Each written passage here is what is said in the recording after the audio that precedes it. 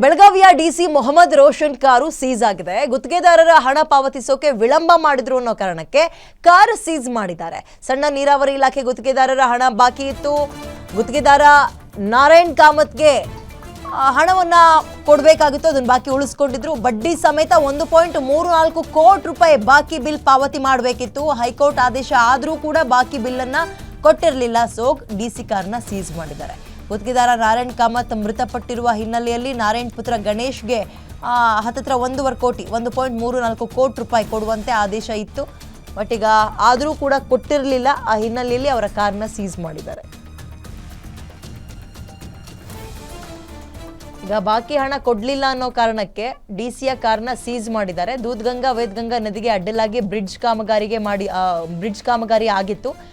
ಆಗ ಗುತ್ತಿಗೆದಾರ 1993ರಲ್ಲಿ 34 ಲಕ್ಷ ರೂಪಾಯಿ ವೆಚ್ಚ ಮಾಡಿ, ಆಗ ಲೆಕ್ಕ ಹಾಕಿ ಎಷ್ಟು ಒಂದು 32 ವರ್ಷದ ಹಿಂದೆ 34 ಲಕ್ಷ ರೂಪಾಯಿ ಹಣವನ್ನು ವೆಚ್ಚ ಮಾಡಿ ಕಾಮಗಾರಿಯನ್ನು ಪೂರ್ಣಗೊಳಿಸಿದ್ರು. ಗುತ್ತಿಗೆದಾರ ಹಣ ಪಾವತಿಸೋಕೆ ಸಣ್ಣ ನೀರಾವರಿ ಇಲಾಖೆ ವಿಳಂಬ ಮಾಡಿತ್ತು. ಹೀಗಾಗಿ ಕೋರ್ಟ್ ಮೊರೆ ಹೋಗಿದ್ರು ಕಾಂಟ್ರಾಕ್ಟರು ನಾರಾಯಣ್ ಕಾಮತ್. ರಾಜ್ಯ ಸರ್ಕಾರವನ್ನ ಪಾರ್ಟಿ ಮಾಡಿ ಕೋರ್ಟ್ಗೆ ಹೋಗಿದ್ರು ನಾರಾಯಣ್ ಕಾಮತ್. ಬಾಕಿ ಬಿಲ್ ನೀಡುವಂತೆ ಬೆಳಗಾವಿ ಜಿಲ್ಲಾ ಕೋರ್ಟ್ ಜಿಲ್ಲಾಡಳಿತ ಆದೇಶವನ್ನು ಕೂಡ ಕೊಟ್ಟಿತ್ತು.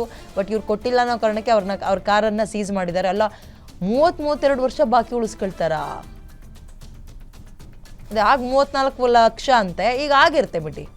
3 ಪಟ್ಟು 4 ಪಟ್ಟಲ್ಲ, 5-6 ಪಟ್ಟು ಹಣ ಬೆಳೆದಿರುತ್ತೆ. ಅದನ್ನ ಕೊಡಿ ಅಂತ.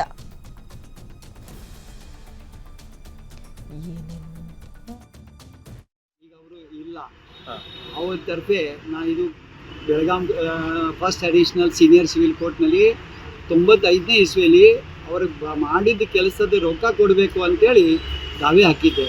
ಆ ದಾವೆ ನಿಕಾಲಾಗಿ ಹೈಕೋರ್ಟ್ಗೆ ಹೋಗಿ ಮತ್ತೊಮ್ಮೆ ನಿಕಾಲಾಗಿ 3ನೇ ಸರ್ತಿ ನಿಕಾಲ ಆದರೂ ಅವರು ರೊಕ್ಕ ಕೊಟ್ಟಿಲ್ಲ. ಅದರದ್ದು ಮತ್ತು ಈಗ 1 ವರ್ಷದ ಹಿಂದೆ 1,31,00,000 ಚಿಲ್ಲರ ಆಗಿದೆ. ಇನ್ನೂ ಇದ್ರ ಮೇಲಾದರೂ 5-6 ಲಕ್ಷ ಇನ್ನೂ ಆಗಿರ್ಬೋದು. ಆದರೆ ಅವ್ರಿಗೆ ತುಂಬಿಲ್ಲ. ಅವ್ರಿಗೆ ಹೋಗಿ ಆಫೀಸ್ಗೆ ಹೋಗಿ ತಿಳಿಸಿದ್ದೆ. ಇದು ಕೆಲಸ ಮೈನರ್ ಇರಿಗೇಷನ್ ಡಿಪಾರ್ಟ್ಮೆಂಟ್ದು ಕೆಲಸ.